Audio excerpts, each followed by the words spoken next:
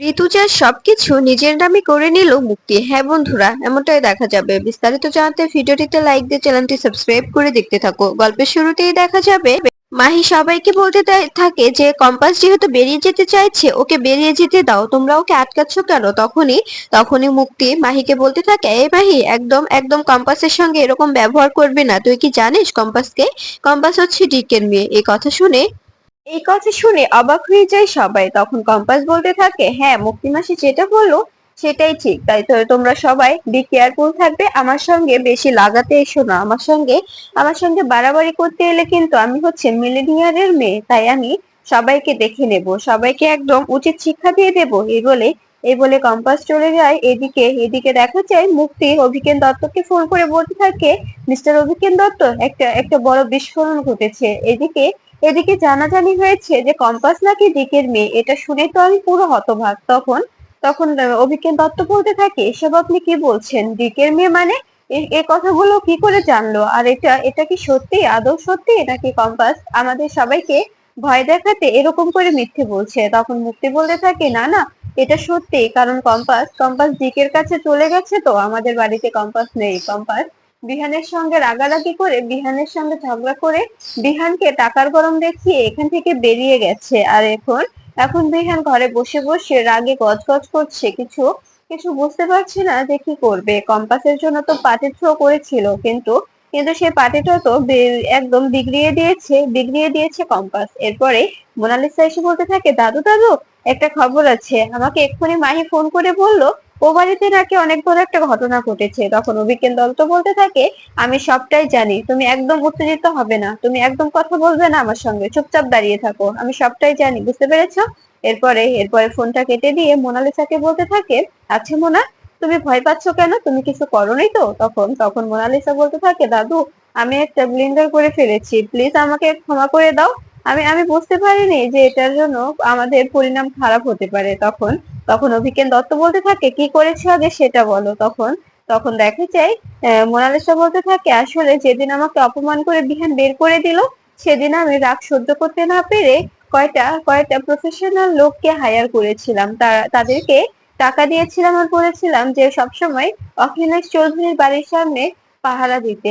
কারণ যখন কম্পাস একা বেরোবে তখন যাতে ওকে ওকে শেষ করে দেওয়া হয়, ওর মাথাটা এমন ভাবে অকেজো করে দেওয়া হয় যাতে ও যে বুদ্ধিগুলো খাটায় সে বুদ্ধিগুলো আর কখনোই খাটাতে না পারে। আমি এখন কি করবো দাদু? আমি তো কিছু বুঝতে পারছি না। এখন যদি সত্যি সত্যি লোকগুলো কম্পাসের উপর অ্যাটাক করে, তবে তো ডিকের লোক ওদেরকে ছাড়বে না, আমাকেও ছাড়বে না, তোমাকেও ছাড়বে না। তখন এ কথা শুনে অভিজ্ঞান দত্ত বলতে থাকে, এসব তুমি কি বলছো? তুমি এক্ষুনি এক্ষুনি গুন্ডাগুলোকে ফোন করো আর বলতে থাকো যে কেউ যেন ওর গায়ে না টাচ করে। তখন মোনালিসা বলতে থাকে, এখানেই তো ঝামেলা। আমি তো ফোন করছি, কিন্তু লোকগুলোই তো কিছুতেই ফোন ধরছে না দাদু। আমি এখন কি করব? আমি কিছুই বুঝতে পারছি না। তখন অভিজ্ঞান দত্ত বলতে থাকে, তোমাকে তো আমি বারবার বলেছিলাম যে আমাকে না জিজ্ঞেস করে তুমি কিচ্ছু করবে না। এরকম বাড়াবাড়ি করো, বারবার বাড়াবাড়ি করো, তোমার মাথাতে তো কিচ্ছু নেই। এমনি এমনি আমাকে ঝামেলায় ফেলে দাও। তোমাকে একটা কথা বললে তুমি শোনো না মোনা। এই জন্যই তো আমার তোমাকে তোমাকে এখন ঘৃণা লাগে। তোমাকে এখন দেখতে ইচ্ছে করে না। তোমাকে দেখলে আমার রাগ হয়, বুঝতে পেরেছো? এখন থেকে থেকে মনে হয় তোমাকে আমি উচিত শিক্ষা দেই। তখন মোনালিসা বলতে থাকে, দাদু প্লিজ এখন আমাকে ক্ষমা করে দাও। আর এখন একটা ব্যবস্থা করো, কিছু একটা করো যাতে কম্পাসের কোনো ক্ষতি না করতে পারে। কারণ কম্পাসের ক্ষতি হলে তো আমাদের নিজেদেরও অনেক বড় ক্ষতি হয়ে যাবে। দাদু, কিছু একটা করো, বোঝার চেষ্টা করো। আমি প্রচন্ড ভয় পাচ্ছি, আমার প্রচন্ড ভয় লাগছে। যদি যদি কোনোভাবে কিছু একটা হয়ে যায়, তবে তো তোমাকে আর আমাকে পস্তাতে হবে। তখন অভিজ্ঞান দত্ত বলতে থাকে, যদি কম্পাসের কিছু হয় না মোনা, তোমাকে আমি ছাড়ছি না, তোমাকে আমি ছাড়বো না, এটা আমি বলে দিলাম। এই বলে মোনালিসাকে বলতে থাকে, তুমি ক্রমশ গুন্ডাগুলোকে ট্রাই করে যাও, দেখো গুন্ডাগুলোকে ফোনে পাও কিনা। তখন মোনালিসা বলতে থাকে, দাদু ওদের ফোনটা সুইচ অফ বলছে, আমি বারবার ফোন করছি কিন্তু কোনোভাবে ফোনে পাচ্ছি না। ওদের ফোনটা বারবার সুইচ অফ বলছে। ওরা ওরা হয়তো কাজে লেগে পড়েছে। কারণ কারণ বাহিনী আমাকে বললো যে কম্পাস নাকি বাড়ি থেকে বেরিয়ে গেছে। ঠিক তখনই শ্রেষ্ঠা এসে বলতে থাকে, ছি বাবা, ছি, দেখুন আপনি আমার মেয়েটার কি অবস্থা করেছেন, কি হাল করেছেন আমার মেয়েটার। আজকে আজকে আমার মেয়েটা একটা বড় ক্রিমিনালে তৈরি হয়ে গেছে। এখন কেন আমার মেয়েটাকে বকছেন? এই সব কিছুর জন্য তো আপনি দায়ী, এই সবকিছু তো আপনি আপনি আশকারা দিয়ে দিয়ে করেছেন। আজকে আজকে কেন আমার মেয়েকে বকছেন বলুন তো? তখন এ কথা শুনে অভিজ্ঞান দত্ত বলতে থাকে, ও তার মানে তুমি আড়ি পাততে শুরু করে দিয়েছো, আবার আড়ি পাতা শুরু করেছো, আড়ি পেতে সবকিছু শুনে নিয়েছো। তখন তখন চেষ্টা বলতে থাকে, হ্যাঁ শুনেছি, বাট আপনি যে কাজগুলো করছেন এটা মোটেও ঠিক করছেন না। আপনি আপনি আমার মেয়েটাকে ক্রমশ ক্রিমিনাল তৈরি করছেন। আমি কিন্তু আপনাকে ছাড়বো না। আর যদি কম্পাসে কোনো ক্ষতি হয় আমি স্টেটমেন্ট দেবো পুলিশের কাছে, আমি ডায়েরি করব, এই কথাটা আমি আপনাকে বলে দিচ্ছি। এদিকে এদিকে কম্পাস বাড়ি থেকে বেরিয়ে গেলে তখন তখন দেখা যায় কম্পাসের পিছু করতে থাকে কিছু গুন্ডা। কম্পাসের পিছু পিছু তিনজন হাঁটতে থাকে। এদিকে কম্পাস মনে মনে বলতে থাকে, বিহান স্যার, আই এম সরি, আমি আমি আপনার সঙ্গে এমনটা করতে চাইনি। আমি জানি আপনি অনেক কষ্ট পাচ্ছেন, কিন্তু আমি কি করব বলুন? আমার তো করার কিছু নেই। আমাকে তো অবশ্যই এখান থেকে যেতে হতো, কারণ কারণ দিকে কে আমার এক্সপোজ করতেই হবে। আমাকে আমাকে এখন সবার সঙ্গে যে খারাপ ব্যবহারটা করতে হচ্ছে এটার জন্য আই এম সরি। এদিকে শ্রেষ্ঠা বারবার কম্পাসকে ফোনে ট্রাই করতে থাকলে কোনোভাবেই ফোনে পায় না। তখন অভিজ্ঞান দত্ত বলতে থাকে, কোনোভাবে কোনোভাবে কম্পাসকে ফোনে পেলে বৌমা? তখন তখন দেখা যায় শ্রেষ্ঠা বলতে থাকে, না বাবা, কোনোভাবে কম্পাসকে ফোনে পাওয়া যাচ্ছে না। কম্পাস তো কোনোভাবে ফোনটা রিসিভ করছে না। আমার মনে হচ্ছে ওর যদি কোনো ক্ষতি হয়ে গেছে, তখন তখন আমি আপনাকে ছাড়বো না, আমি আপনাকে বলে দিচ্ছি। এরপরে এরপরে অভিজ্ঞান দত্ত নিজেও বারবার ফোন করতে থাকলে কোনোভাবে ফোনটা লাগে না। আর চেষ্টা বলতে থাকে, আমি কিছু বুঝতে পারছি না, আপনারা কেন এরকম করেন, কেন বারবার বারবার ওই মেয়েটাকে বিপদে ফেলতে গিয়ে নিজেরাই বিপদে পড়ে যান। তারপরেও আপনাদের শিক্ষা হয় না। আপনাদের শিক্ষা হবে কি থেকে বলুন তো? আপনাদের শিক্ষাটা কে দেবে আর কে করেই দেবে? আমি তো কিছুই বুঝতে পারি না। মাঝে মধ্যে মনে হয় যে আপনি আমার মেয়েটার জীবনটাই শেষ করে দিচ্ছেন। এদিকে বিহান বসে বসে ভাবছে, কম্পাস এটা কেন করলো, আর এটা কিভাবে করতে পারলো? ও তো কম্পাসকে নিয়ে কত স্বপ্ন দেখেছিল, কতটা কতটা এক্সপ্রেশন নিয়ে সে বাড়িতে ফিরেছিল, কতটা কতটা আশা নিয়ে ফিরেছিল, কিন্তু কম্পাস কেন এমনটা করলো? এরপরে শ্রেষ্ঠা বিহানকে ফোন করতে থাকলে বিহান কোনোভাবে ফোনটা রিসিভ করে না। বিহান অঝরে কাঁদতে থাকে আর বলতে থাকে, আমি কম্পাস তোমাকে অনেক ভালোবেসেছিলাম। আমি বলেছিলাম যে আজকে আমি তোমার কাছে ভালোবাসাটা স্বীকার করে নেব, তোমাকে আপন করে নেব, কিন্তু তুমি তো আমাকে এভাবে অপমান করলে, যাতে মনে হলো যে তুমি এই টাকা পয়সা পেয়ে নিজেকে আর মানুষ বলে মনে করতে পারছো না। আমাকে আমাকে তুমি এতটাই ছোট করলে যে আমাকে ছেড়ে চলে গেলে।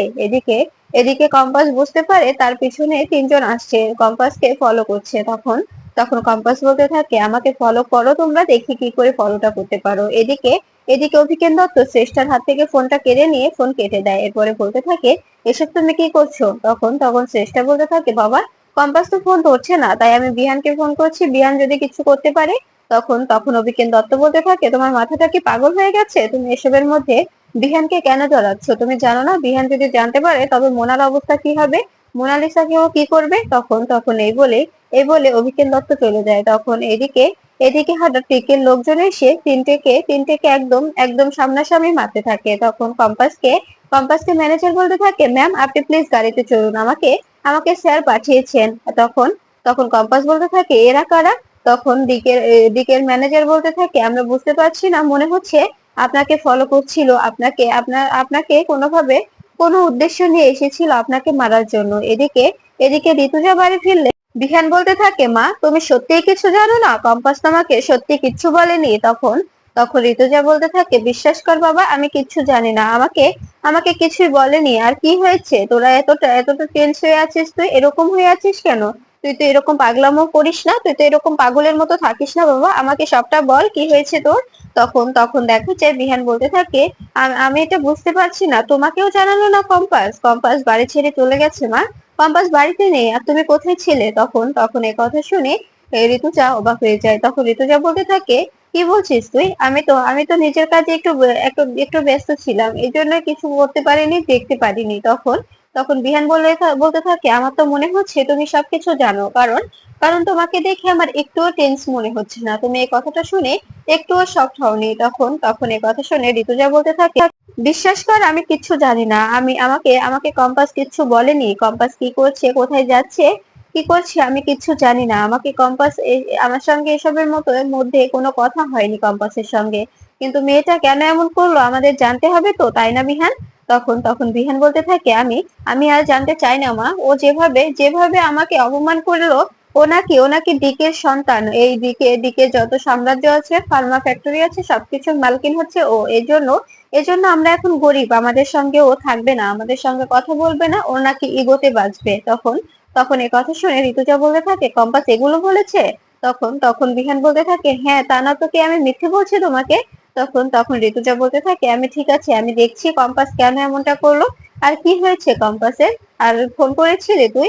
তখন বিহান বলতে থাকে না, আমি কেন ফোন করব, ও তো সবার সামনে আমাকে অপমান করে, বাড়ির সবাইকে অপমান করে বেরিয়ে গেল, তবে ফোন করার কি আছে, তোমার বৌমা, তুমি ফোন করো। তখন তখন ঋতুজা বলতে থাকে আচ্ছা বিহান বলতো, কম্পাসের সঙ্গে আমার কার সূত্রে আলাপ হয়েছে?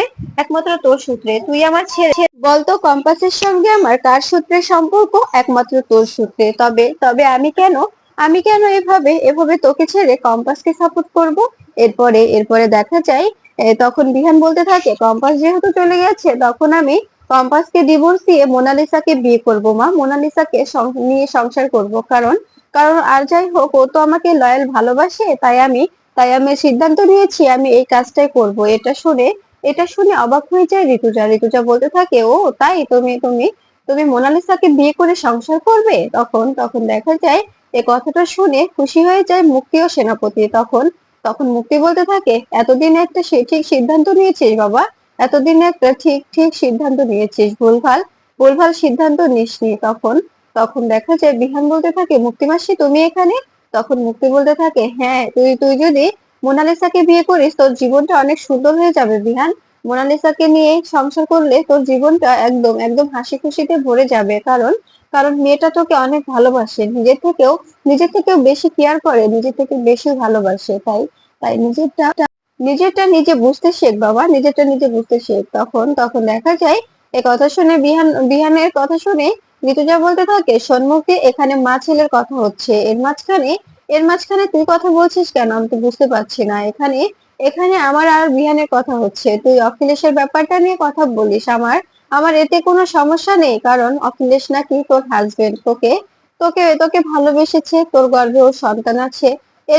এজন্য আমি আমি এসবের মধ্যে কথা বলি না, কিন্তু এখানে এখানে আমার সন্তান আর আমি কথা বলছি, এর মাঝখানে তোর তো কথা বলার কিছু নেই। তখন তখন দেখা যায় মুক্তি একটি কাগজ বের করে দিয়ে বলতে থাকে ঋতুজা এখানে একটা সাইন করে দে। তখন তখন ঋতুজা বলতে থাকে কেন, এটা কিসের কাগজ? তখন তখন মুক্তি বলতে থাকে আসলে আসলে এখানে এখানে অখিলেশ আমাকে কিছু সম্পত্তির ভাগ একদম একদম উইল করে দিয়েছে। কারণ কারণ আমার সেনাপতিও তো এবারই ছেলে, ওরও তো কিছু অধিকার আছে, তাই না?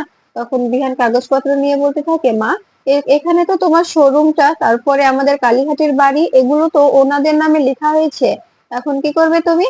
তখন দেখা যায় তখন ঋতুজা বলতে থাকে এগুলো এগুলো অখিলেশ লিখে দিয়েছে তোকে? তখন তখন ঋতুজা বলতে থাকে হ্যাঁ হ্যাঁ, অখিলেশই তো লিখে দিয়েছে, তা না হলে কি অখিলেশ সাইন দিয়েছে নাকি? তখন তখন দেখা যায় ঋতুজা বলতে থাকে ও তাই, তোকে তোকে দেখছি নিজে নিজের সম্পত্তিগুলো বুঝিয়ে দিয়েছে। তখন তখন দেখা যায় মুক্তি বলতে থাকে তুই সাইনটা করে দিলে ঠিকঠাক হয়ে যাবে, ঋতু সাইনটা করে দে। তখন তখন ঋতুজা বলতে থাকে আমাকে 2 দিন সময় দে, আমি 2 দিন পরে তোকে তো এই ব্যাপারে কথা বলবো। কারণ কারণ এখন এখন তো দেখতে পাচ্ছিস কম্পাসকে নিয়ে বাড়িতে একটি একটি ঝামেলা সৃষ্টি হয়েছে, তাই কম্পাসের ঝামেলাটা আগে মুক্ত করি, কম্পাসের ঝামেলাটা আগে শেষ করি, তারপরে তোর ঝামেলাটা নিয়ে ভাববো তোকে কি করে বা এগুলো লিখে দেবো নাকি বাড়ি থেকে ঘাড় ধাক্কা দিয়ে বের করে দেব, সেটা ডিসাইড করব। এখন এই 2 দিন একটু একটু সন্তুষ্ট থাক, একটু চুপচাপ থাক। তখন তখন দেখা যায় মুক্তি বলতে থাকে এসব কি বলছিস ঋতু, তুই আমাকে ঘাড় ধাক্কা দিয়ে বের করে দিবি মানে? আমি কোথাও যাব না, কারণ এখানে আমারও তোর যেমন অধিকার আছে, আমারও সমান অধিকার আছে। কারণ বিহান যেমন, আমার সেনাপতিও কিন্তু ঠিক তেমন, এ বাড়িরই রক্ত, এ বাড়িরই সন্তান। তখন ঋতুজা বলতে থাকে ঠিক আছে ঠিক আছে।